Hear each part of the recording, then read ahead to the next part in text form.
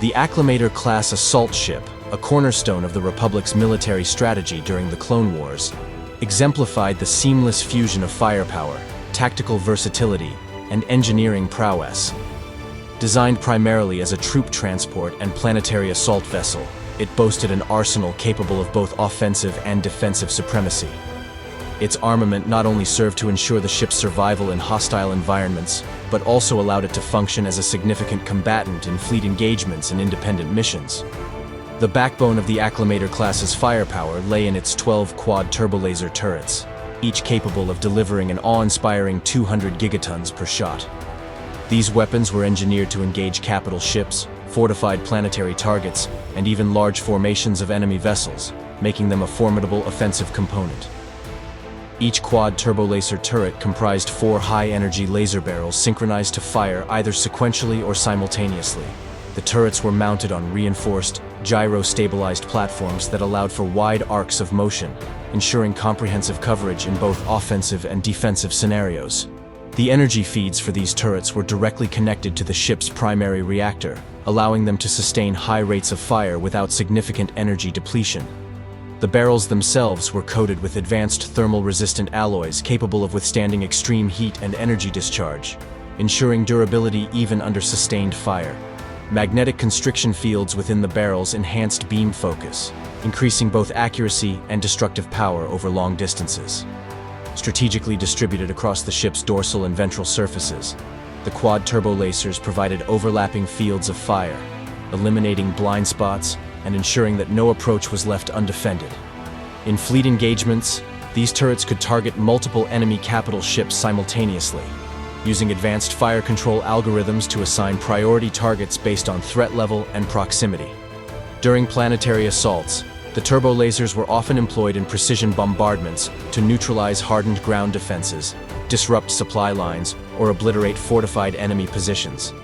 Their immense power allowed them to penetrate planetary shields, making them an invaluable asset in the early stages of ground operations. With each shot delivering 200 gigatons of destructive energy, these turbolasers were capable of obliterating entire sections of enemy vessels or severely compromising their structural integrity. Even heavily shielded targets, such as separatist battleships or planetary installations, were vulnerable to sustained barrages.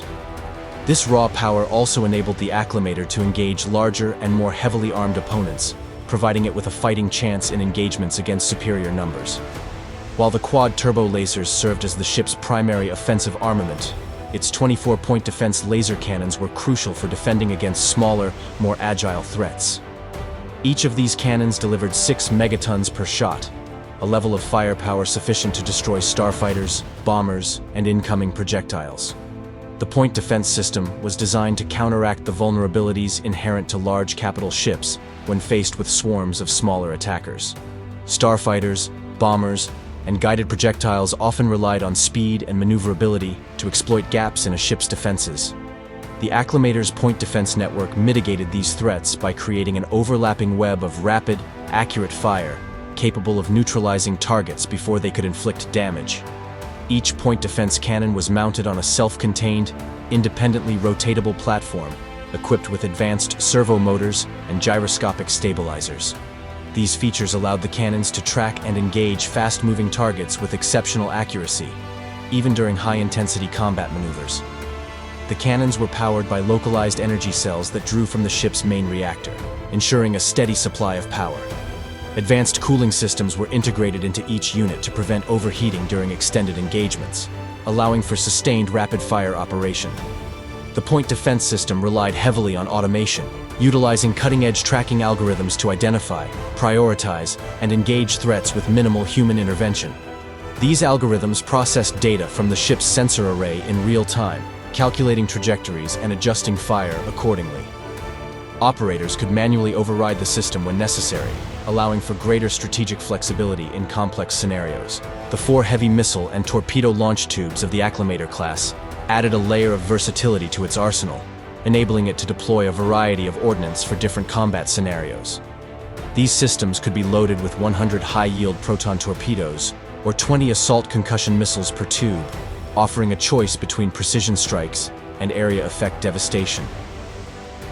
Proton torpedoes were the weapon of choice for engagements requiring precision and concentrated impact.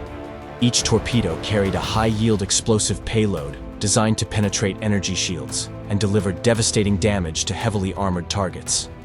The guidance systems on these torpedoes were among the most advanced of their time, capable of navigating through defensive fire to strike critical points with pinpoint accuracy.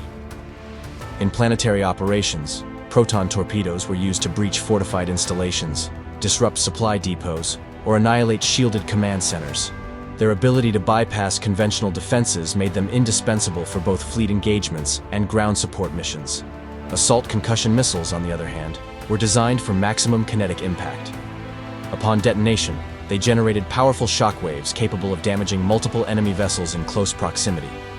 This made them particularly effective in fleet battles, where tightly packed formations of enemy ships could be crippled with a single salvo.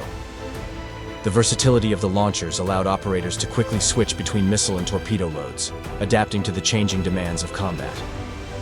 The launch tubes were equipped with advanced fire control systems, capable of targeting multiple enemy ships simultaneously.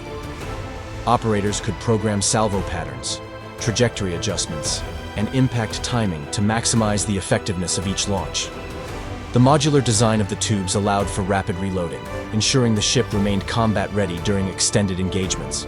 The true strength of the Acclamator-class's armament lay in the seamless integration of its diverse weapon systems. The quad turbo lasers provided overwhelming offensive power, the point defense cannons ensured survivability against smaller threats, and the missile launchers offered precision and flexibility. Together, these systems created a balanced and adaptable combat platform capable of excelling in a wide range of roles. In planetary assaults, the ship's armament was used to suppress enemy defenses, pave the way for troop deployments, and provide close air support. In fleet engagements, its heavy turbo lasers and missiles allowed it to hold its own against larger capital ships, while its point defense network safeguarded it from starfighters and bombers.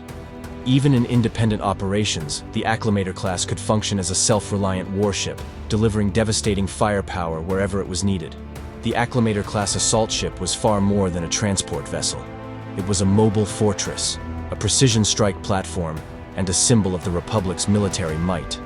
Its armament, meticulously designed and flawlessly integrated, ensured that it could meet any challenge, from planetary invasions to fleet battles. By mastering the art of combining overwhelming firepower with tactical versatility, the Acclamator-class left an indelible mark on galactic warfare, securing its place as one of the Republic's most iconic vessels.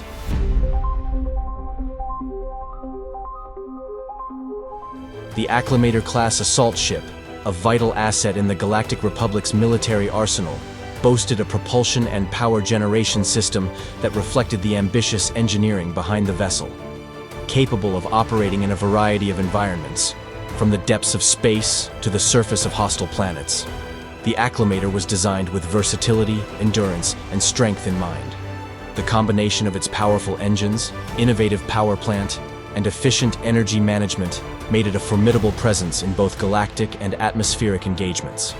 At the core of the Acclamator class was its main reactor, a massive energy generator responsible for producing an immense peak power output of 2 × 10⁻³ watts. This reactor was the lifeblood of the vessel, converting highly compressed hypermatter into the raw energy required to power everything from the ship's turbo lasers to its shields and engines. The reactor itself was positioned centrally within the ship's main superstructure, surrounded by a network of protective systems designed to ensure its safety in the most hostile of conditions. The energy-producing hypermatter was stored in fuel tanks located at the forward section of the ship, where it was compressed to extreme densities before being transferred into the reactor. These tanks, constructed with advanced materials capable of withstanding extreme gravitational pressures and temperatures, provided the ship with enough fuel for prolonged operations. The hypermatter, once processed in the reactor, was distributed through the ship's systems, powering the various components and ensuring that the Acclamator could maintain its high operational tempo in the most demanding scenarios. Supporting the primary reactor were secondary reactors, positioned further along the bow, ensuring continuous power even in the event of damage to the main reactor. These secondary units provided additional energy when required, further enhancing the ship's reliability in combat. While these reactors didn't possess the same immense output as the primary system, They played a crucial role in sustaining the Acclamator's systems during extended engagements or in situations where energy demands exceeded the capacity of the main reactor. The Acclamator-class's sublight propulsion system was an engineering masterpiece that balanced speed, maneuverability, and endurance. With a maximum acceleration of 3,500 g, the vessel was capable of achieving incredible velocities in combat, making it an agile and formidable presence in space. The ship's propulsion system comprised main thrusters located at the stern of the ship, which produced the primary thrust needed to propel the vessel through the vacuum of space. These main thrusters were augmented by electromagnetic rudders, 8 in total, that played an essential role in guiding the ship during high-speed maneuvers. These rudders worked by deflecting exhaust particles, providing a means of directionality even at extreme velocities. The result was a ship capable of executing tight turns and rapid course corrections, crucial for positioning during combat or when responding to rapidly changing battlefield conditions. Further enhancing the vessel's agility were secondary thrusters placed toward the outer sections of the ship.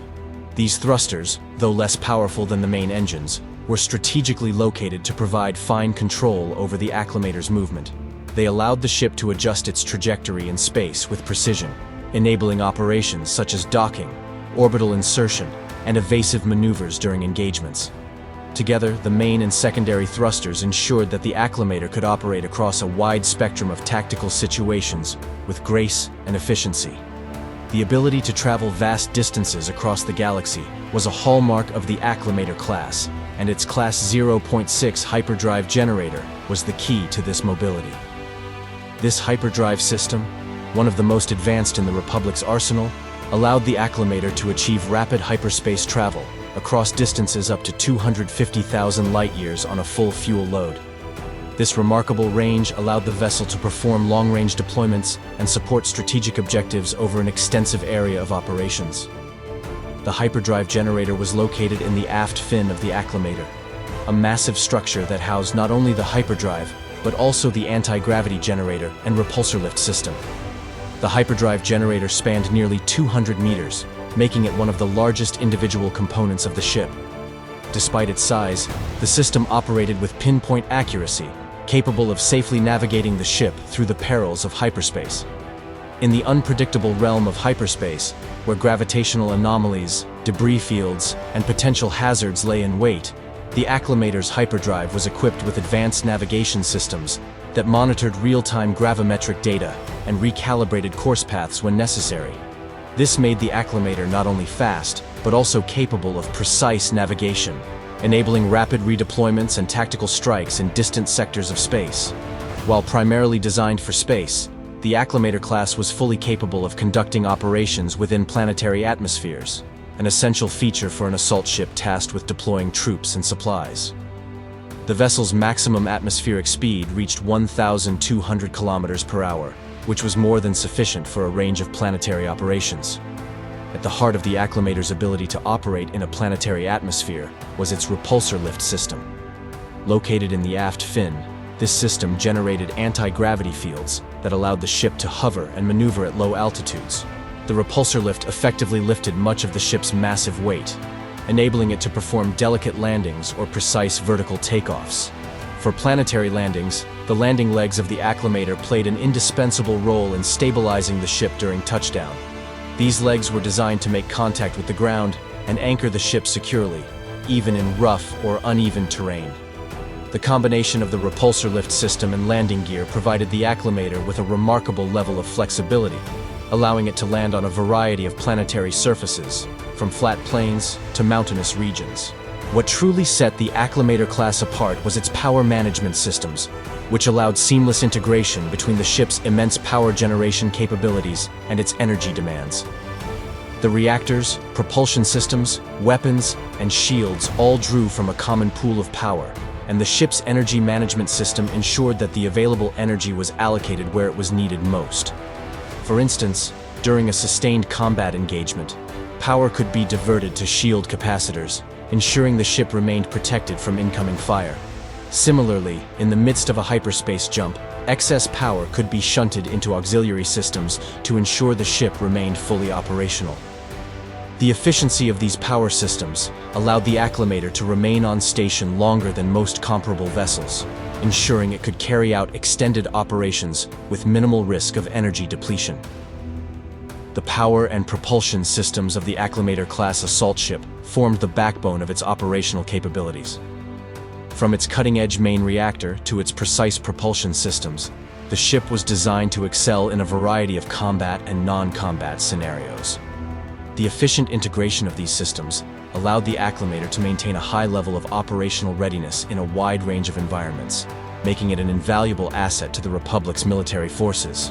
Whether traversing hyperspace at speeds exceeding 250,000 light-years per jump, executing complex maneuvers in the vacuum of space, or making a seamless transition into planetary atmospheres, the Acclamator class was more than just a vessel.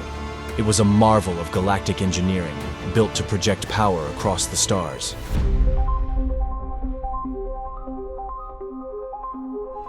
The Acclamator-class assault ship stands as a testament to the ingenuity and engineering prowess of the Galactic Republic during the tumultuous years of the Clone Wars. Designed by Rothana Heavy Engineering, a subsidiary of Kuat Drive Yards, this versatile vessel was conceived as a multi-purpose tool of war. It had to transport vast numbers of troops, engage enemy forces in space, and deploy its payload of soldiers and vehicles directly onto the battlefield. Every element of the Acclamator's design was a calculated response to these demands, creating a starship that was both functional and iconic. Measuring 752 meters in length, 460 meters in width, and standing 200 meters high when on its landing gear, 183 meters in flight, the Acclamator class was a strikingly proportioned ship. Its dimensions were dictated by its dual roles as a troop carrier and an assault ship, requiring a balance of internal space for personnel and vehicles while maintaining the durability and firepower to withstand direct combat. The wedge-shaped hull, a defining characteristic of the Acclamator, was more than an aesthetic choice. This design enabled the concentration of the ship's weaponry forward, maximizing its firepower during head-on engagements, while reducing its exposed surface area when under attack. This configuration became a hallmark of Republic and later Imperial ships, forming the foundation for the design of larger and more advanced vessels, like the Venator-class Star Destroyer and the Imperial-class Star Destroyer. The hull itself was constructed with neutronium-impregnated armor plating, a material renowned for its incredible durability.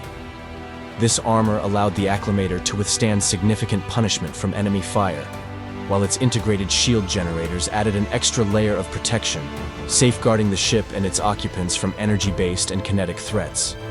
Beneath the Acclamator's angular hull lay its greatest strategic asset, a vast assault hangar, designed to deploy a legion of clone troopers along with their vehicles, equipment, and supplies. This hangar was a marvel of engineering, optimized for efficiency and speed. The arrangement of bays, ramps, and maglev tracks allowed for the rapid offloading of troops and vehicles, ensuring minimal delay even in the heat of battle. The hangar was equipped with reinforced doors and internal shielding to protect the personnel and equipment during deployment. It was a key feature that enabled the Acclamator to function as both a warship and a mobile command base. With its ability to land directly on the surface of contested planets, the ship could establish a foothold in hostile territory, supporting ground forces with its onboard resources. Rising above the ship's dorsal superstructure was the arrow-shaped command tower, a signature feature of many ships in the Kuat Drive Yards lineage. This tower housed the Acclamator's bridge, which served as the nerve center for all operational activities. The bridge itself was a technological marvel, equipped with advanced holoscreens that replaced traditional viewports. These holoscreens provided a comprehensive, real-time view of the ship's surroundings, fed by an array of sensors and external cameras. This setup not only enhanced situational awareness, but also protected the command crew by eliminating a physical weak point in the ship's design. The layout of the bridge was both hierarchical and functional. The commanding officer stood on an elevated platform, overseeing the operations managed by clone pilots and technicians stationed in the twin crew pits below. These pits housed the controls for navigation, weapons, and communications, ensuring that all critical systems could be monitored and adjusted in unison. Internally, the Acclamator class was meticulously organized to fulfill its multifaceted role. The upper levels were primarily dedicated to troop accommodations, featuring barracks that could house thousands of clone troopers. These barracks were designed for efficiency, providing sleeping quarters, mess halls, and training areas in a compact yet functional layout. The ship also contained medical facilities capable of treating wounded soldiers, ensuring that the Acclamator could support extended campaigns without relying on external resources. The integration of logistical support systems, such as supply depots and armories, further reinforced its self-sufficiency. Below the barracks and operational decks, the ship housed its engineering and maintenance sections, which included access to the hyperdrive and reactor systems. These areas were critical to the ship's performance and were heavily shielded to protect against damage during combat. The Acclamator class was equipped with a state-of-the-art Navy computer, allowing it to navigate complex hyperspace routes with precision. This capability was essential for the ship's role as an assault vessel, enabling it to deploy troops and engage enemy forces across vast distances with minimal delay. The repulsor lift systems integrated into the ship's design allowed it to operate effectively in atmospheric conditions. These systems worked in tandem with the Acclamator's landing gear, ensuring stable and controlled landings even in challenging environments. This adaptability made the ship invaluable for ground-based operations, allowing it to serve as a command center and logistical hub once landed. The Acclamator-class Assault Ship was more than a tool of war. It was a symbol of the Republic's resolve and technological mastery during the Clone Wars. Its innovative design combined combat readiness with logistical efficiency, making it an indispensable asset in the Republic's military arsenal. Its influence extended far beyond its operational lifespan, serving as the blueprint for the iconic Star Destroyers that would dominate the Imperial Navy. The Acclamator's enduring legacy lies in its ability to seamlessly integrate form and function, a testament to the brilliance of its designers and the strategic foresight of the Galactic Republic. In every sense, it was a vessel built not just to wage war, but to shape the course of galactic history.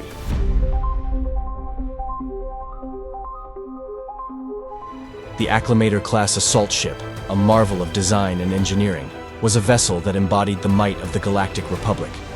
Though it was a formidable warship in its own right, its true strength lay in the dedicated crew who manned its systems, directed its operations, and ensured that it could accomplish its multiple roles with precision and effectiveness. The Acclamator class typically required a crew of 700 personnel to operate efficiently, a number that reflected the ship's enormous size and the complexity of its missions. The crew aboard the Acclamator class was diverse, drawn from many sectors of the Republic military and its supporting arms. These personnel were selected for their specialized skills and their ability to work cohesively under pressure, ensuring that the ship could fulfill its mission as both a combat vessel and a troop transport. The crew could be roughly divided into several distinct categories, each playing an essential role in the Acclamator's operation. First and foremost were the command staff, a group of officers and senior crew members who oversaw the vessel's strategy, navigation, and day-to-day operations. This included the ship's captain, who was ultimately responsible for the ship's actions in combat, as well as tactical officers, fleet coordinators, and intelligence officers. They worked from the command bridge, which was equipped with advanced technology to monitor enemy movements, assess the tactical situation, and make decisions in real time. These officers were typically highly experienced in both space combat and troop deployment, as the Acclamator's role demanded flexibility and decision-making under pressure. Alongside the senior officers were the pilots who manned the ship's vast array of systems. The clones, bred for battle and trained in all aspects of military operations, formed the majority of the ship's crew. These clone pilots were responsible for operating the massive sublight engines, the hyperdrive system, and the weaponry on the ship, coordinating attacks and maneuvers during space engagements. The pilots were also integral to the landing operations of the ship, using their skill and precision to bring the ship into atmosphere or onto the surface of a planet, often under fire. They could be tasked with everything from deploying ground troops and vehicles to defending the ship in battle. The Acclamator class was not only a warship, but also a transport designed to carry massive amounts of soldiers, vehicles, and equipment. This required a significant number of personnel trained in ground operations, as well as the technical staff who maintained the ship's landing systems and assault craft. A substantial portion of the crew was dedicated to managing and deploying the ship's clone troopers. Clone officers, sergeants, and squad leaders managed the deployment of clone troopers from the assault hangar, ensuring that the troops were properly outfitted and ready to deploy at a moment's notice. Additionally, clone mechanics and engineers were responsible for keeping the various ATTE walkers, speeder bikes, gunships, and other vehicles in top operating condition. This logistics crew was essential for the rapid deployment of ground forces, allowing the Acclamator to function not just as a spacefaring vessel, but as a formidable force on the ground as well. The medical staff aboard the ship included clones trained as medics, who provided essential care for wounded soldiers. As the Acclamator was often at the forefront of intense battles, the role of these medics was crucial. They were equipped with specialized medical equipment and worked tirelessly to stabilize the injured before they could be transferred to more comprehensive care facilities.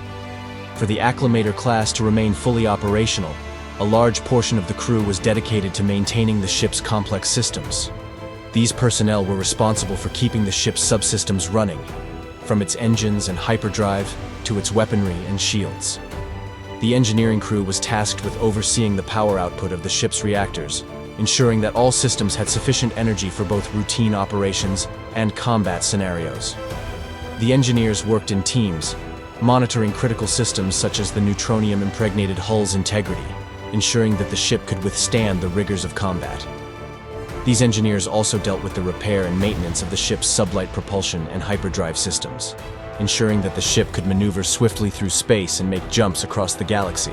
The communication and sensor officers were responsible for maintaining the ship's advanced navicomputer, sensors, and communication arrays. They ensured that the Acclamator remained in constant contact with Republic Command and other ships in the fleet. During battle, they tracked enemy movements and provided crucial data that allowed the ship's bridge crew to make informed tactical decisions. These officers were also key in detecting threats from a distance and helping guide the vessel's fire control systems to target hostile ships. As a ship designed for high-intensity assaults and rapid troop deployments, the Acclamator class had a special emphasis on commanding officers. The clone commanders aboard the ship were often experienced in a range of battlefield situations and had received specific training for the unique needs of assault ships. These commanders led the ground forces and coordinated tactics between the ship and its troops. The clone commanders worked closely with the ship's tactical officers to provide guidance and tactical advice on how to deploy troops effectively. They were instrumental in overseeing the activation of assault weapons, as well as the landing operations, where they often led from the front. Commanders also played a pivotal role in ensuring that the ship's assault craft, like the LAATEI gunships, were properly coordinated, leading to efficient strikes on enemy positions. In addition to the regular clone officers, the ship also housed specialized squad leaders, each with intimate knowledge of various aspects of ground combat. These squad leaders were responsible for overseeing specific units of clone troopers, ensuring that their missions were carried out effectively, whether that meant storming a heavily fortified enemy position or providing support for ground troops during a planetary siege. The clone soldiers were the backbone of the Acclamator class, providing the necessary manpower to carry out its missions. These soldiers were bred for combat and trained to perform a wide variety of tasks, from piloting LAATEI gunships to engaging in ground combat on hostile planets. The Acclamator's design allowed for the rapid deployment of an entire clone legion, which would then be led by clone commanders who coordinated their actions on the battlefield. The crew's diverse roles, spanning from engineers and pilots to tactical officers and ground forces, ensured that the Acclamator class could operate at peak efficiency. This multifaceted crew, drawn from the ranks of the Grand Army of the Republic, worked in unison, ensuring that the Acclamator was ready to deploy its full might at a moment's notice. The Acclamator-class Assault Ship was much more than a simple vessel of war.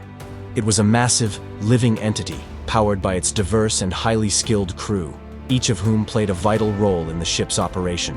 From the command staff to the pilots, engineers, medical staff, and clone soldiers, the crew worked together to ensure that the ship fulfilled its many roles, from interstellar warfare to planetary assault. The efficiency, adaptability, and discipline of the crew were what truly allowed the Acclamator class to shine as one of the most iconic vessels in the Republic fleet, capable of launching devastating assaults or providing support where needed most. Through the crew's dedication, the Acclamator class became an indispensable tool in the Galactic Republic's quest for victory during the Clone Wars.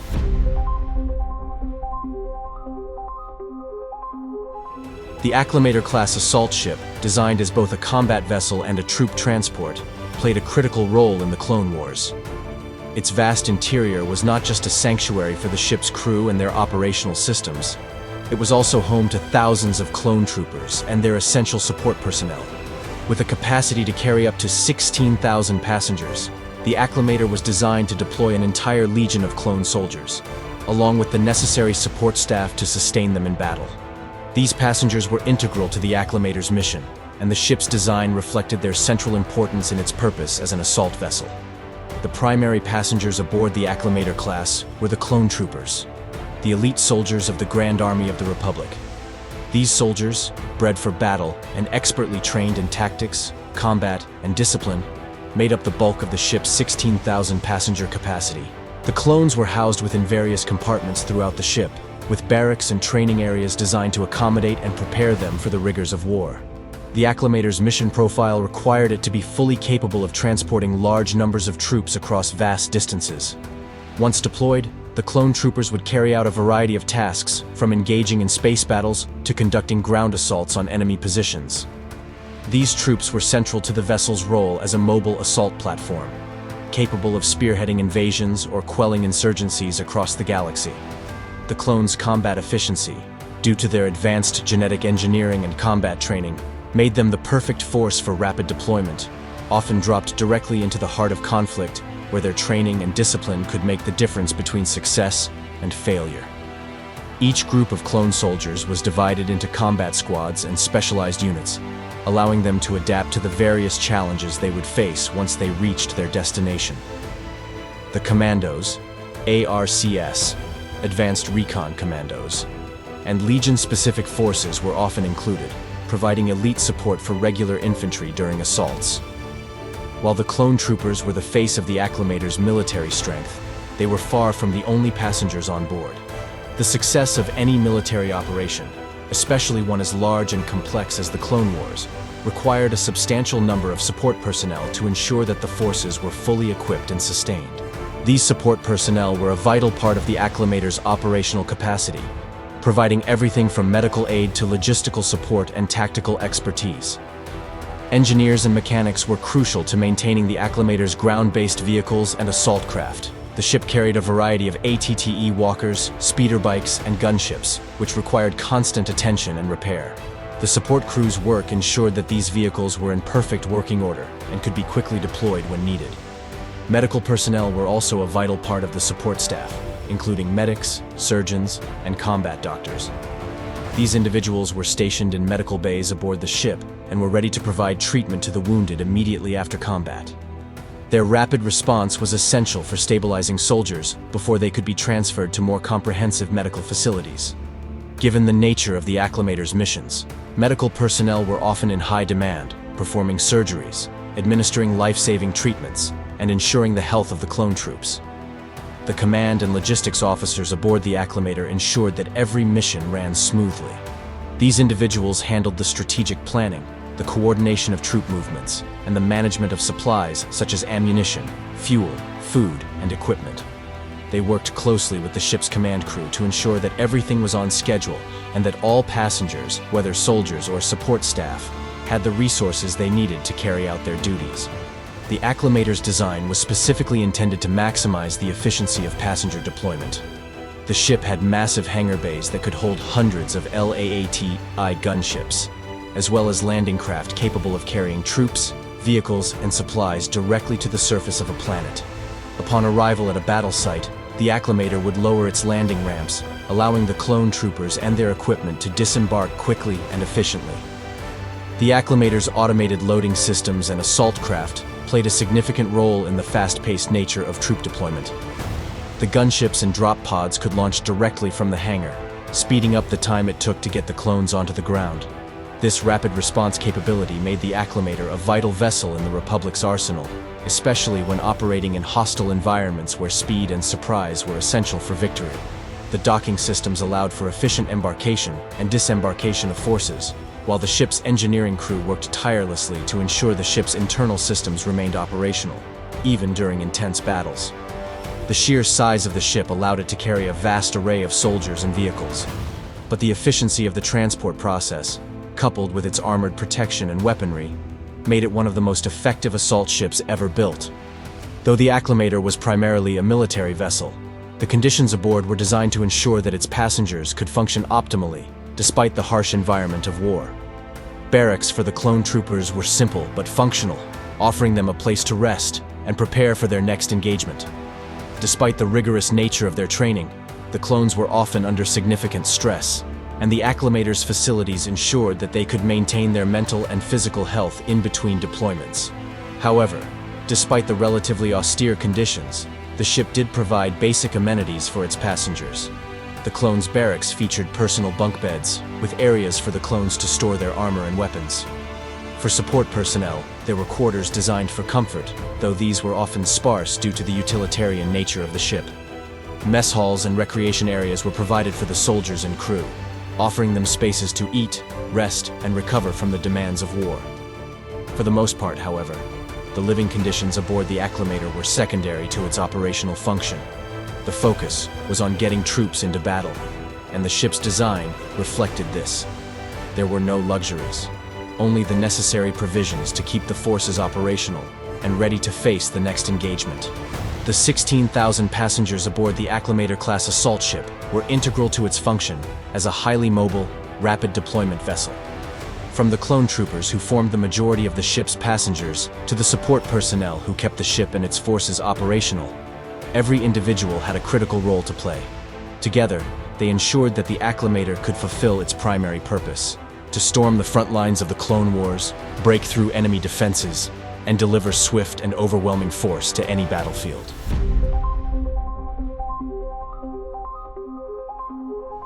The Acclamator-class assault ship, designed and built for the Galactic Republic, was more than just a massive transport vessel.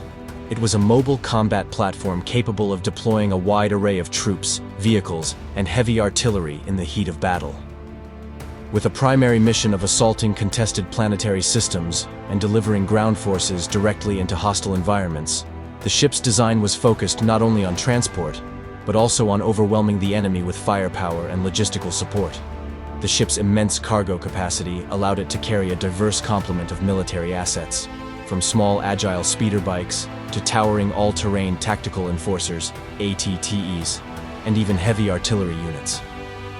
The sheer scale and variety of the Acclamator's complement made it an indispensable asset to the Grand Army of the Republic, designed to project military might across the galaxy in a manner few other vessels could match. One of the key features of the Acclamator class was its ability to deploy highly mobile speeder bikes and low-altitude assault transports, LAAT, vital components in the Republic's strategy for quick tactical responses. The Acclamator had the ability to carry 320 speeder bikes, a vast number that allowed the Republic to maintain rapid mobility on planetary surfaces. These speeder bikes, favored for their speed and agility, were crucial for reconnaissance, harassing enemy forces, and providing fast response units capable of striking with precision. Their lightweight and compact design made them ideal for use in uneven terrain where larger vehicles would be unable to operate effectively. The speeder bikes could quickly dart in and out of conflict zones, providing critical intelligence and clearing the path for heavier units that followed. Furthermore, the Acclamator carried 80 LATs, with the complement typically split between 66 LAAT-I infantry assault versions and 14 LAAT-AC cargo transport variants. The LAAT-I was equipped with powerful blaster cannons and had seating for up to 30 clone troopers, making it the primary means of troop insertion. Capable of delivering clones directly into the heart of battle, these transports played a pivotal role in ensuring that Republic forces could hit the ground running. The LAAT-I was armed with twin blaster cannons and missile pods, capable of laying down cover fire and supporting the infantry as they disembarked into battle. The LAAT-C, on the other hand, was a heavier transport variant designed to carry larger loads, such as vehicles and heavy equipment. With the capacity to carry up to 20 tons of cargo, the LAAT-C could transport artillery units, ATTE walkers, or even additional LAAT-I crafts. Its robust build and superior armor made it ideal for delivering critical supplies to frontline units or evacuating damaged troops or equipment under fire. Both variants were equipped with shielding and firepower capable of withstanding the brunt of enemy attacks, while completing their critical missions. The Acclamator's capabilities extended beyond troop transports. It was also equipped to carry heavier assault vehicles that would play a key role in the Republic's ground operations. With a capacity to carry 48 all-terrain tactical enforcers, ATTEs, the Acclamator could unleash a small army of these fearsome six-legged walkers onto a battlefield. The ATTE was equipped with a powerful blaster cannon and a turret-mounted repeating blaster, giving it both offensive and defensive capabilities. Its 6 legs provided superior mobility and stability on rough and uneven terrain, making it the ideal platform for long-range fire support and trench warfare. In addition to the ATTEs, the Acclamator was capable of transporting 36 self-propelled heavy artillery pieces. These units could fire devastating barrages at long range, providing the Republic forces with the necessary firepower to soften up enemy positions before a direct infantry assault. Whether it was to destroy enemy fortifications, weapon emplacements, or tank columns, these artillery pieces were essential in ensuring that the enemy would be broken before Republic forces advanced. The heavy artillery was particularly effective against larger enemy formations and played a critical role in suppressing fire from entrenched foes, allowing infantry to move into position with minimal losses. The Acclamator-class was not just a transport ship, but a mobile logistics hub, capable of carrying not only troops and vehicles, but also the supplies needed to keep them operational. The ship's cargo hold had a capacity of 11,250 tons, enabling it to carry food rations, ammunition, fuel, and even medical supplies for extended campaigns. This vast amount of cargo space allowed the Acclamator to serve as a self-sustaining unit on the battlefield, ensuring that Republic forces could continue their campaigns without waiting for resupply from distant facilities. The massive stockpiles of fuel and ammunition allowed the ship to operate in isolated locations without the need for immediate support from other units. The ship also carried replacement parts for its combat vehicles, as well as repair kits and emergency supplies for maintaining the LAATs, ATTEs, and self-propelled artillery in the field. This logistical flexibility meant that the Acclamator could perform the critical role of battlefield resupply, ensuring that even in the heat of intense combat, its forces could stay operational, armed, and well-provisioned. The real strength of the Acclamator class lay in its ability to deploy such a vast and varied complement of vehicles and troops in a matter of minutes. The ship's hangar bays were designed for rapid offloading, ensuring that LATs, ATTEs, and artillery could be deployed directly into combat zones without delay. This rapid deployment was especially important during the early stages of an assault, where the ability to quickly deploy a full spectrum of forces could tip the balance in the Republic's favor. Once on the ground, the Acclamator's vehicles would fan out across the battlefield, each performing a distinct role. The speeder bikes would scout ahead, providing real-time intelligence on enemy positions. The LAATs would drop troops and light vehicles, securing strategic points while providing air support. The ATTE walkers would provide fire support, neutralizing larger enemy targets and providing a mobile shield for advancing troops. Meanwhile, the self-propelled artillery would deliver long-range bombardments, softening up enemy positions for follow-up assaults. The Acclamator-class Assault Ship was not just a transport vessel. It was a complete combat platform. From the 320 speeder bikes that allowed for reconnaissance and hit-and-run tactics, to the heavy-duty ATTEs and self-propelled artillery that could lay waste to entire enemy formations, the ship was capable of launching and sustaining a wide range of offensive operations.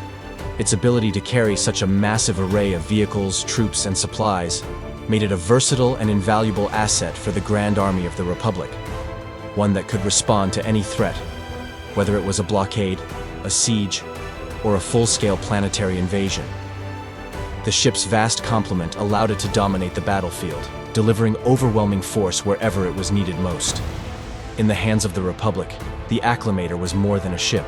It was an entire war machine capable of carrying the full weight of a military campaign across any world in the galaxy. The complement it carried was a testament to the ship's design, offering the Republic a powerful force projection tool, capable of bringing both overwhelming firepower and logistical support to bear in the most critical of battles.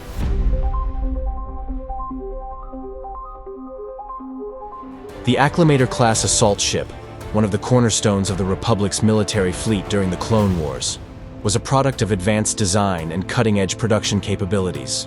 Manufactured by Rothana Heavy Engineering, a subsidiary of the esteemed Quat Drive Yards. The Acclamator class represented the pinnacle of military engineering for its time.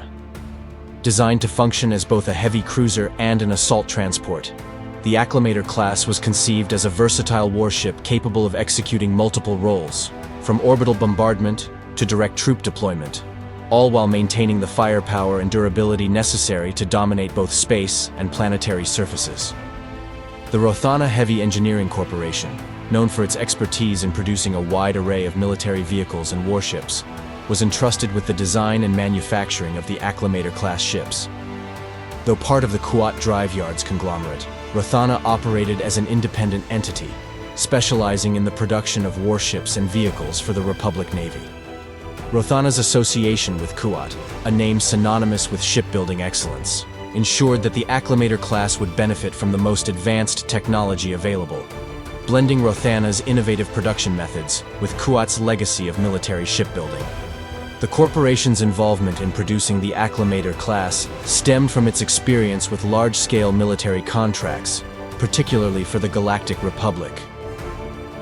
At a time when the Republic needed to quickly escalate its war efforts, Rothana Heavy Engineering's production capabilities were pushed to their limits to deliver the Acclamator class at the pace required by the war machine. Rothana's factories were designed to operate with great efficiency, utilizing highly skilled labor and automated systems to ensure that the Acclamator-class ships were produced rapidly, yet still met the stringent requirements of the Republic's military commanders. The Acclamator-class Assault Ship was constructed with a focus on versatility and durability. As a heavy cruiser, it was designed not only for long-range space engagements, but also for planetary assaults, making it an essential component in the Republic's war strategy. The ship's wedge-shaped hull and aggressive firepower were hallmarks of its design, ensuring that it could perform a variety of functions, from engaging enemy fleets to landing troops directly on the battlefield. Each Acclamator-class vessel was produced in massive shipyards, capable of assembling ships of such size and complexity. These shipyards were equipped with state-of-the-art fabrication tools, able to process large quantities of neutronium and other exotic metals used in the ship's construction.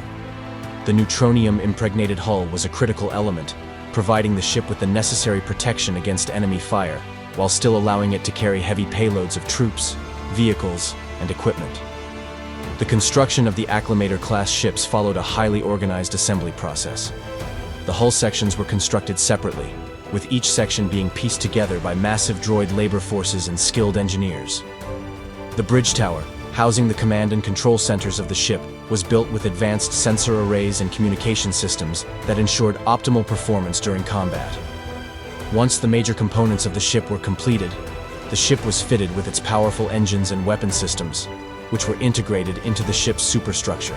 The Acclamator-class assault ships were designed with the specific purpose of carrying out the Republic's military operations during the Clone Wars, and their production was scaled to meet the increasing demands of the conflict.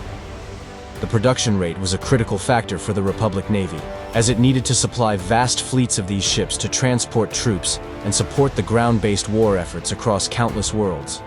The factories at Rothana were equipped to produce these ships in rapid succession, ensuring that the Republic's forces could maintain a steady flow of new ships to meet the growing conflict's needs. Despite the Acclamator class being a heavily produced vessel, each ship was individually constructed with great care to ensure the highest level of quality and durability. The cost of each vessel, around 29 million credits, reflected the high level of sophistication and technology built into each unit. While the ship was not as expensive as some of the larger capital ships, the Acclamator class offered a powerful blend of affordability and combat effectiveness that made it an indispensable asset for the Republic during the Clone Wars. The factories producing the Acclamator-class ships were equipped with specialized tools for assembling these massive warships in record time. The entire process, from the creation of the hull, the installation of advanced weapon systems, and the final integration of internal systems, was designed to maximize efficiency while ensuring the highest standards of quality control. The Acclamator-class assault ship was a key asset in the Republic's war efforts during the Clone Wars, fulfilling the dual roles of transport and warship.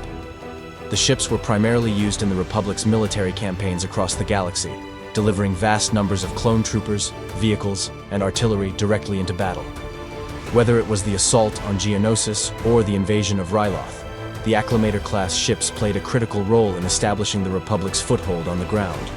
The rapid production of the Acclamator-class ship was crucial in the Republic's ability to maintain its strategic advantage during the Clone Wars. The modular design and mass production ensured that large numbers of these ships could be deployed across the galaxy in quick succession, meeting the ever-growing demand for assault ships. Despite the challenges faced by Rothana Heavy Engineering in scaling up production to meet the needs of the war, the company succeeded in ensuring that the Acclamator class was available in the quantities required by the Republic. The Acclamator-class Assault Ship stands as a testament to the ingenuity of the Rothana Heavy Engineering Corporation and its contribution to the Republic's war effort. The ship's combination of transport capacity, firepower, and durability made it an essential part of the Grand Army of the Republic, and its mass production allowed the Republic to maintain a significant advantage during the Clone Wars. Through the skillful design and efficient manufacturing processes employed by Rothana, the Acclamator class played a pivotal role in the military successes of the Republic, shaping the course of galactic history.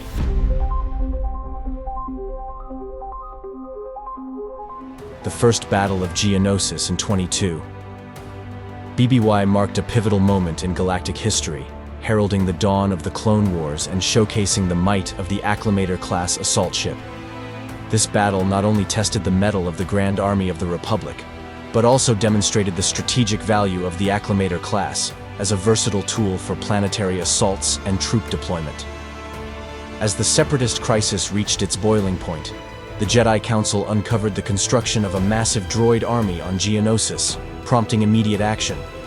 Recognizing the urgency, Jedi Grand Master Yoda led a fleet of 12 Acclamator-class assault ships from the Rothana Assault Ship Fleet to the Geonosian system. This fleet included the notable Acclamator, the Implacable, a vessel whose name would later become synonymous with the Republic's resolve during the conflict. These ships carried an imposing force with a staggering 192,000 clone troopers prepared for their first major engagement. In addition to the infantry, the Acclamators were laden with essential vehicles and equipment for the assault, including 1,600 low-altitude assault transport/I LAAAT/I gunships, 400 low-altitude assault transport/carriers, 100 self-propelled heavy artillery turbolasers, and 2,160 all-terrain tactical enforcers. This massive deployment underscored the scale of the Republic's military ambitions and the sheer logistical capability of the Acclamator class. As the battle unfolded, the Acclamator-class ships played a critical role in the Republic's strategy. Their arrival in the Geonosian atmosphere was a sight to behold. These wedge-shaped vessels descended with precision, deflecting enemy fire with their reinforced shields and neutronium-impregnated hulls. The landing operations were executed with remarkable efficiency, as the ships deployed their troops and vehicles directly onto the battlefield. The Acclamator's assault hangars proved invaluable during this phase, allowing for the rapid offloading of troops and equipment. Within hours, legions of clone troopers were on the ground, supported by ATTEs and LAAT gunships that provided close air and ground support. The SPHATs were particularly effective in neutralizing the Separatist droid forces, delivering precise artillery strikes against entrenched positions and advancing vehicles. The Acclamator's design enabled a seamless transition from orbit to ground operations. Their advanced sensor suites and holoscreens on the bridge provided commanders with real-time tactical data, ensuring that clone forces were deployed to maximize their impact. Meanwhile, the ships remained in low orbit, offering orbital fire support when needed, targeting Separatist installations and providing cover for advancing Republic forces.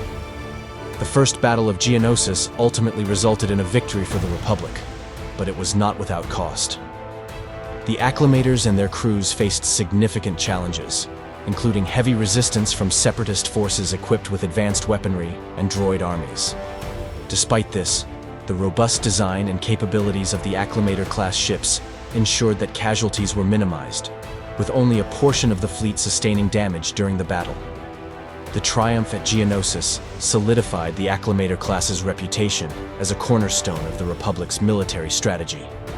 Its ability to swiftly deliver troops and vehicles while providing support in both orbital and ground engagements highlighted its versatility. This victory also set the stage for the larger conflict to come.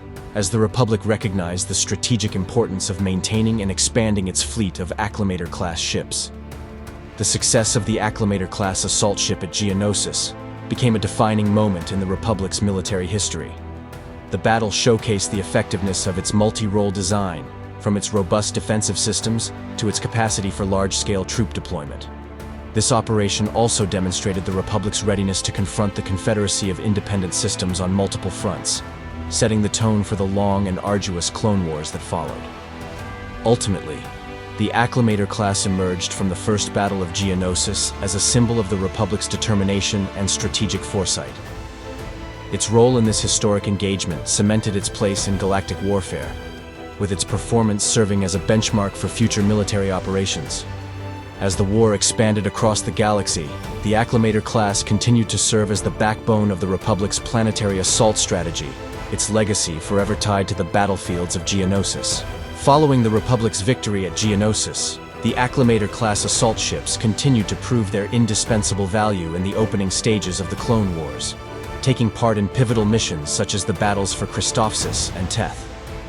These engagements demonstrated the ship's flexibility, resilience, and capacity to operate under diverse tactical demands, solidifying their reputation as a critical asset in the Republic's war effort.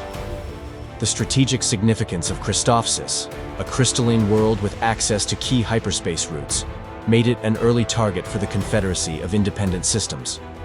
The Separatists, led by Kirkoidan General Horm Loathsome, established a formidable blockade around the planet, aiming to cut off Republic supply lines and secure the region for their forces. Despite the blockade, Jedi Generals Obi-Wan Kenobi and Anakin Skywalker managed to breach the Separatist defenses and land-ground forces on Christophsis. However, their initial success left them stranded on the planet's surface, where they faced overwhelming droid armies and dwindling resources. The Republic forces, outnumbered and outmaneuvered, urgently called for reinforcements. Responding to their plea, the Jedi Council dispatched a fleet under Admiral Wirtz, supported by Admiral Wolf Yularen and Grandmaster Yoda. This relief fleet included 4 Acclamator-class assault ships and 3 Venator-class star destroyers, reflecting the Republic's strategic emphasis on deploying both planetary assault vessels and capital ships.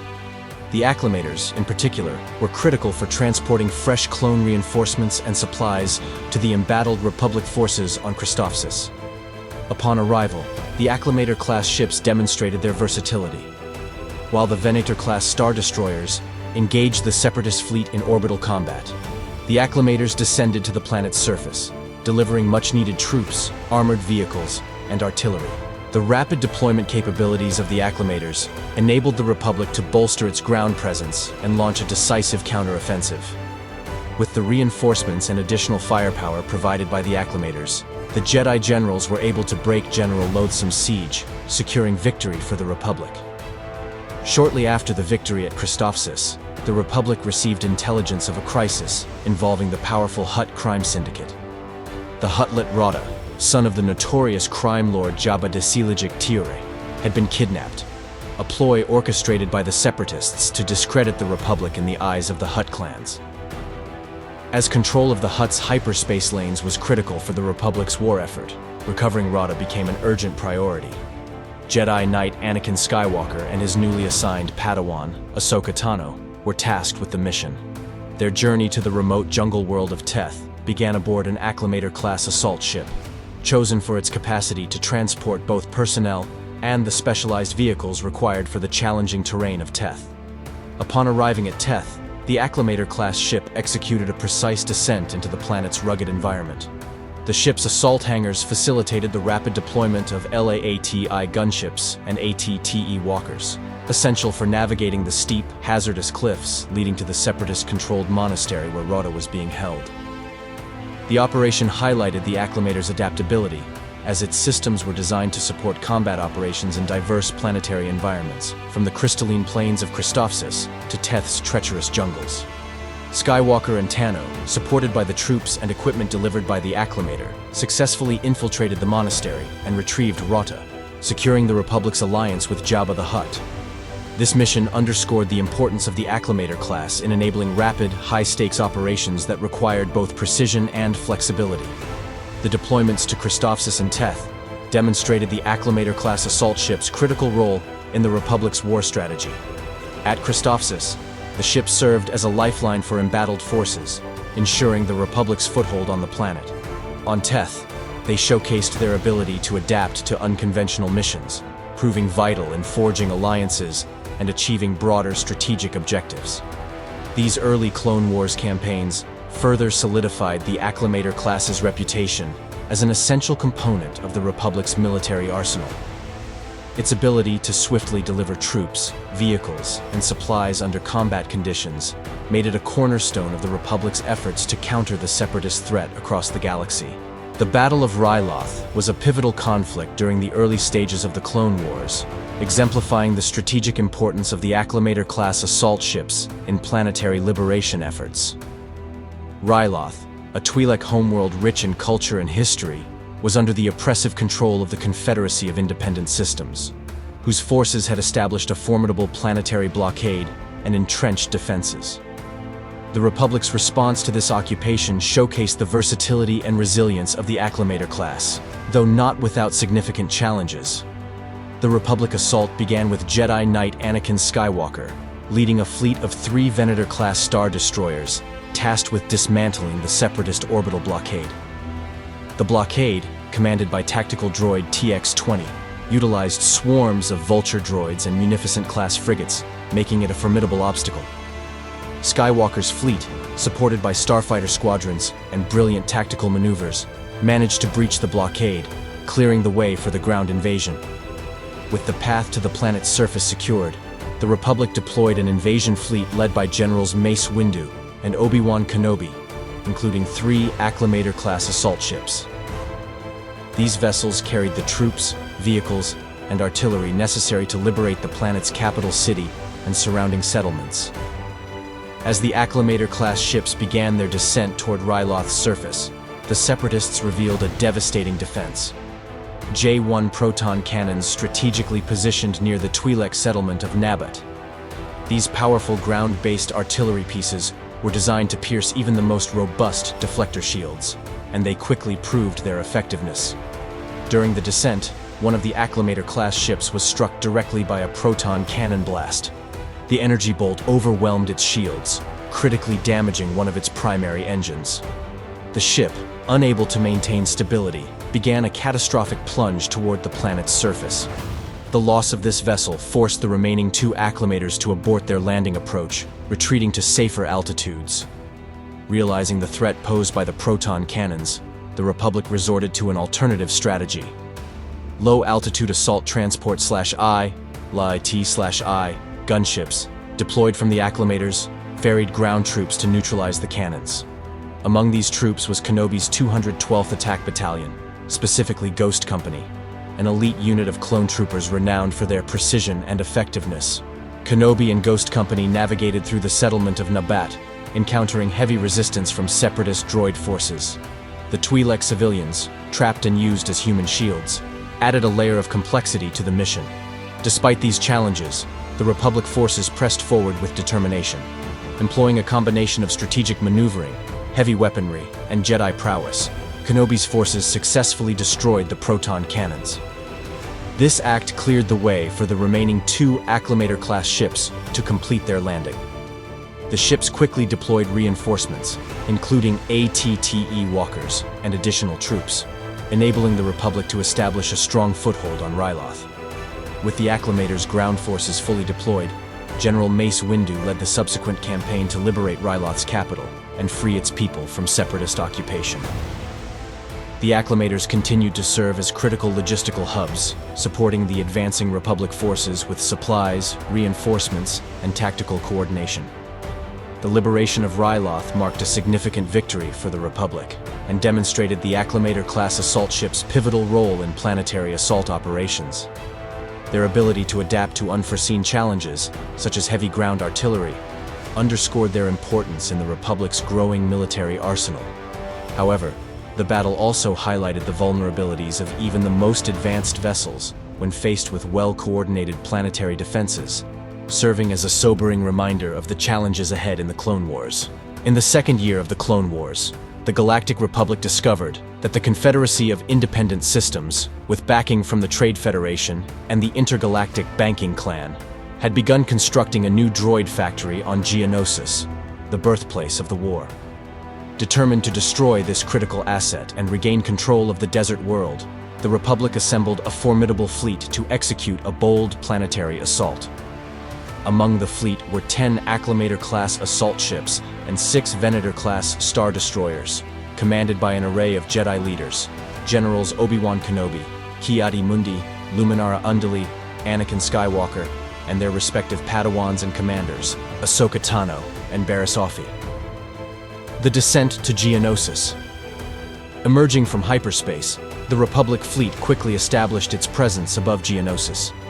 The Acclamator-class ships, with their unparalleled ability to carry troops and vehicles directly into combat zones, began their descent into the planet's harsh, arid atmosphere.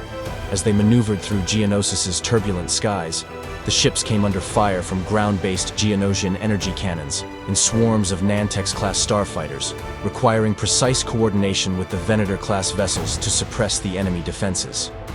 Upon reaching their designated drop zones, the Acclamators deployed a massive contingent of low-altitude assault transports, LATI and LATC, to ferry Jedi generals, clone troopers, and heavy assault equipment to the surface. Simultaneously, the fleet's carriers descended alongside them, unloading all-terrain tactical enforcers, ATTEs, to provide essential ground firepower. The efficiency and resilience of the Acclamators ensured that the Republic's forces were able to land despite fierce opposition. The Republic's ground assault centered on the destruction of the newly established droid factory. Jedi Generals Kenobi and Skywalker led the primary assault, supported by their troops and heavy armor. Meanwhile, Ki-Adi-Mundi, Luminara Unduli, and their respective forces focused on flanking maneuvers to cut off separatist reinforcements. The factory was heavily defended by battle droids, Geonosian warriors, and a network of defensive emplacements. The Republic's combined strategy of frontal assault, Jedi-led infiltration, and artillery bombardment proved effective, though at a high cost. Acclamator-deployed LAATs provided close air support, strafing enemy positions, and ensuring supply lines remained intact throughout the operation. Despite suffering significant losses, the Republic achieved its objective. The factory, a critical node in the Confederacy's war machine, was destroyed in a massive explosion. The victory came with an added triumph: the capture of Geonosian Archduke Poggle the Lesser, a key separatist leader and architect of the planet's defenses. His apprehension marked a symbolic and strategic win for the Republic. The Acclamator-class assault ships continued to play a vital role in the aftermath of the battle. Once the droid factory was eliminated and the Republic secured the area, the Acclamators provided medical support for wounded troops, acted as logistical hubs, and facilitated the evacuation of prisoners, including Poggle the Lesser. Their versatility ensured that the Republic forces could regroup and consolidate their hold on Geonosis, setting the stage for further operations.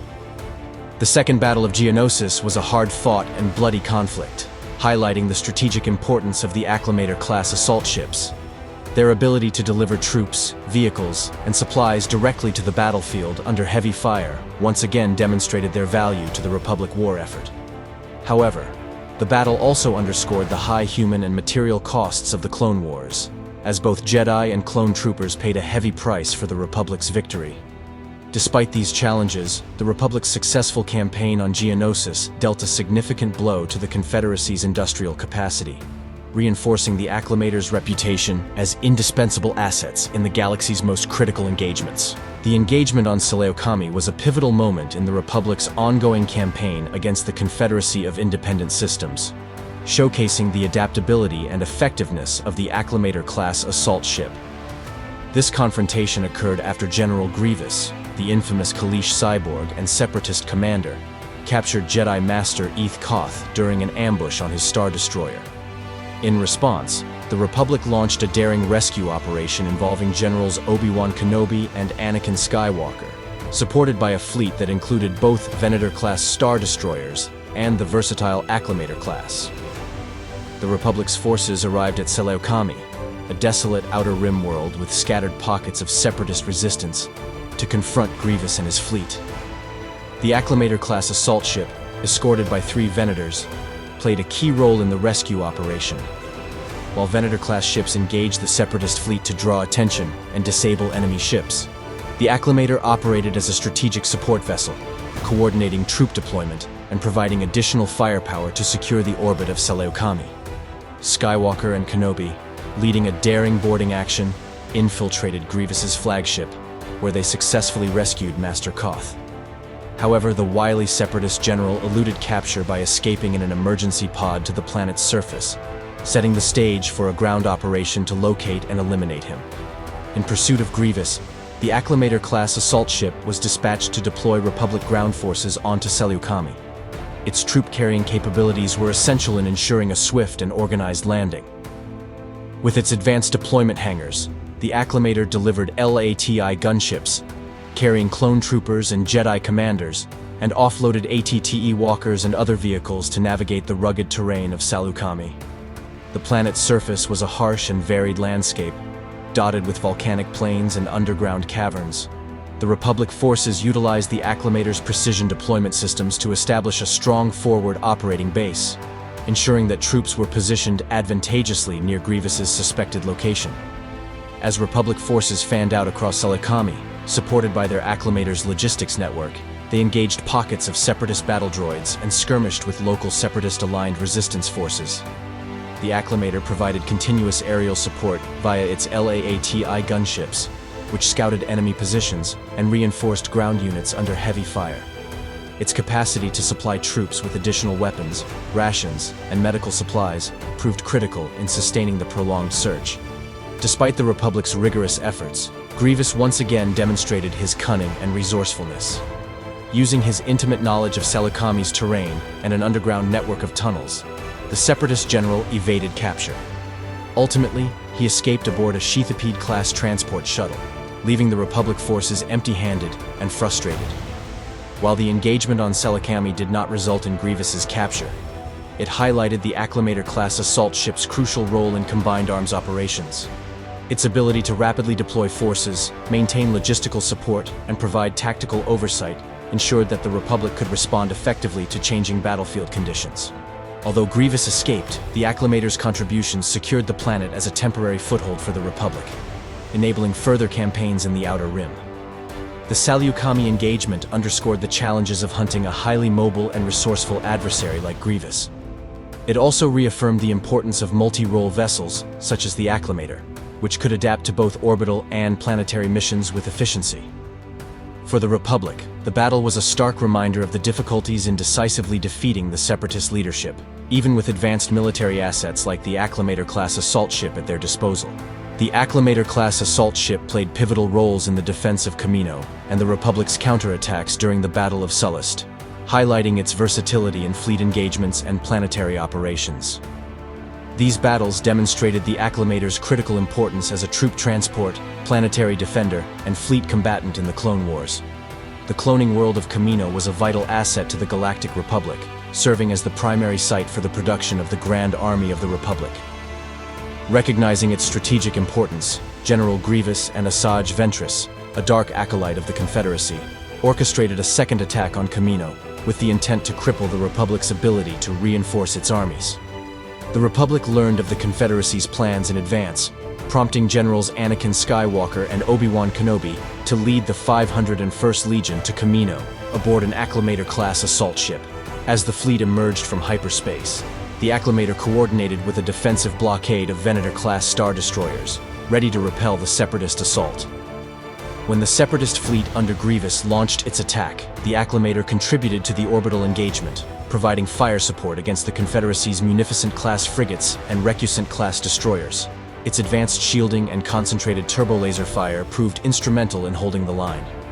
Meanwhile, on the surface of Tipoca City, the Acclamator facilitated the rapid deployment of clone reinforcements, including ATTE walkers and LAATI gunships, to critical defensive positions. The ship's hangars were bustling with activity, unloading troops and war material as battle droids, Trident-class assault ships, and Separatist forces assaulted the cloning facilities. The Acclamator's contributions helped secure a Republic victory, preserving the cloning facilities and ensuring the continued production of clone troopers. Despite the Confederacy's sophisticated tactics, the Republic's coordination and the Acclamator's versatility allowed them to withstand the attack. Later in the war, the Acclamator-class once again proved its value during the Battle of Sullust, a conflict initiated by Asajj Ventress to disrupt Republic supply lines and diminish their foothold in the Mid-Rim. Anakin Skywalker, commanding a fleet that included Acclamator-class and Venator-class vessels, engaged the Separatist forces in a fierce space battle. The Acclamator served as a fleet support vessel, coordinating troop movements and providing firepower alongside Skywalker's flagship, the Venator-class Star Destroyer Resolute. As the battle intensified, the Separatist fleet, leveraging Ventress's cunning strategies, concentrated their fire on the Resolute. Despite the best efforts of Skywalker and his fleet, the Resolute was destroyed, forcing the Republic forces to regroup. In the aftermath of the Resolute's loss, the Acclamator adapted to the changing battle conditions. With its capacity to transport troops and deploy support equipment, it became a critical asset in organizing counterattacks against Separatist fleets and salvaging the Republic's position at Sullust. Though the battle was ultimately a strategic setback for the Republic, the Acclamator class once again demonstrated its resilience and utility in large-scale engagements. The battles of Kamino and Sullust underscored the Acclamator-class assault ship's multifaceted capabilities. Whether defending vital planetary installations like Kamino or engaging in open space battles such as Sullust, the Acclamator proved itself indispensable. Its ability to balance troop deployment, planetary defense, and fleet combat solidified its reputation as a cornerstone of the Republic's military strategy throughout the Clone Wars. The Acclamator-class assault ship played a key role in the Republic's operations on the planets Kiros and Naboo, showcasing its versatility in rapid deployments and logistical support during critical moments of the Clone Wars. Kiros, a serene planet inhabited by the peaceful Togruta colonists, became the target of a separatist invasion led by Count Dooku and the Zagarian slaver Darts Dinar. The separatists aimed to subjugate the colonists, forcing them into servitude by transporting them to the Kadavo slave processing facility. This act not only served as a brutal display of separatist tactics, but also threatened the Republic's moral and strategic standing in the Mid-Rim. Responding to the invasion, Republic forces under Jedi Generals Obi-Wan Kenobi and Anakin Skywalker arrived with a fleet that included an Acclamator-class assault ship. The Acclamator was tasked with deploying clone ground forces, heavy artillery, and LATI gunships to the planet's surface to engage the Separatist droid army. Upon landing, the Acclamator's ground deployment capabilities were put to full use, delivering squads of clone troopers equipped to combat the entrenched droid forces. All-terrain tactical enforcers, ATTES, were crucial in the battle, providing firepower against Separatist armor and fortified positions. The Acclamator's orbital presence also facilitated constant resupply and aerial support, which helped the Jedi liberate the planet and uncover the location of the Togruta colonists. The mission on Kiros underscored the Acclamator's ability to swiftly insert forces into hostile territory, paving the way for the Republic to thwart Dooku's nefarious plans. The strategic importance of Naboo, combined with its proximity to Coruscant, made it a frequent target of separatist schemes. During one such instance, Count Dooku, seeking to destabilize the Republic, devised a plot to capture Supreme Chancellor Sheev Palpatine during a visit to Naboo. In response, Republic forces dispatched Jedi Generals Mace Windu, Anakin Skywalker, and Ahsoka Tano, accompanied by an Acclamator-class assault ship carrying a contingent of clone troopers and all-terrain tactical enforcers, ATTEs. The Acclamator's role was dual: to ensure Palpatine's security and to act as a rapid deployment platform capable of countering any separatist attack. Upon reaching Naboo, the Acclamator established itself as a command and logistics hub, coordinating defensive operations across key locations. Its LAATI gunships provided rapid troop movements and reconnaissance, while the ATTEs fortified the planet's defenses. Although the Separatist forces attempted to breach Naboo's security, the coordinated efforts of the Jedi, clone troopers, and the Acclamator's logistical support ensured the Chancellor's safety and thwarted Dooku's plans. The engagements on Kiros and Naboo demonstrated the strategic versatility of the Acclamator-class assault ship. On Kiros, it excelled in delivering overwhelming force against entrenched enemy positions, while on Naboo, it played a vital role in ensuring the security of a critical political figure. The Acclamator's ability to function as both a troop transport and an orbital command center made it a linchpin of Republic military operations during the Clone Wars, adapting to the diverse challenges presented by the conflict and cementing its reputation as a reliable and indispensable asset. The Acclamator-class Assault Ship demonstrated its adaptability and utility not only in battle, but also during humanitarian missions. Following a series of catastrophic groundquakes on the planet Aline, the Republic responded to a distress signal from the Alina, the planet's native inhabitants, who were in dire need of assistance. In response, Clone Commander Wolf and the 104th Battalion were dispatched aboard an Acclamator-class assault ship, accompanied by 3 Pelta-class frigates. These vessels were laden with relief supplies crucial for addressing the immediate needs of the Alina population. The Acclamator also delivered advanced equipment to restore and upgrade Aline's communications infrastructure, ensuring the planet could maintain contact with the Republic and coordinate recovery efforts. This mission underscored the Acclamator's versatility as a vessel capable of facilitating not only military objectives but also critical relief operations, solidifying its role as a multi-purpose asset during the Clone Wars. In the waning days of the Clone Wars, the Acclamator-class assault ship was deployed alongside a formidable fleet from the Open Circle Fleet during the Battle of Ringo Vinda. Under the command of Jedi Generals Anakin Skywalker, Tipler, and Tipley, Republic forces faced off against Arch Admiral Trench and his Separatist fleet. The Republic blockade consisted of 20 Venator-class Star Destroyers, a single Arquitens-class light cruiser, 3 Consular-class cruisers, and 1 Acclamator-class assault ship. While the larger Venators provided the bulk of firepower, the Acclamator played a critical role in deploying troops and supplies to the massive Ringo Vinda space station, where the Jedi and their clone forces engaged the Separatist droid army in fierce combat. The battle highlighted the Acclamator's enduring relevance in multi-theater operations, serving both logistical and tactical roles alongside its more combat-oriented counterparts. The Ruusan system became another site of conflict during the Clone Wars, where Republic and Separatist forces clashed. The Republic's fleet included at least 1 Venator-class Star Destroyer, a single Acclamator-class assault ship, and multiple low-altitude assault transports, LAATs. They faced off against the Separatists, who fielded at least 1 Lucrehulk-class battleship, a formidable capital ship known for its vast droid complement.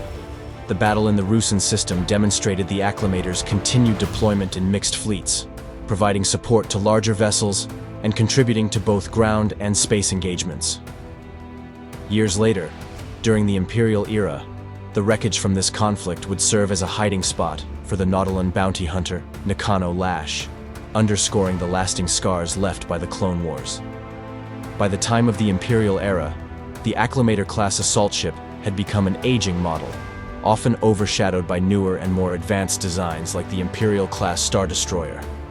Many Acclamators were decommissioned, their wreckage scattered across the galaxy, such as the remains found in the wastelands of Kulgrum. Despite its declining prominence, some Acclamators found renewed purpose. One such vessel, the Lodestar, became the flagship of New Republic General Hera Syndulla's Barma battle group during the Galactic Civil War. The Lodestar's continued service highlighted the durability and versatility of the Acclamator design, which remained operational even decades after its introduction. From humanitarian missions and critical battles to its enduring legacy in the Imperial and New Republic eras, the Acclamator-class assault ship solidified its place as one of the most versatile and influential vessels of its time.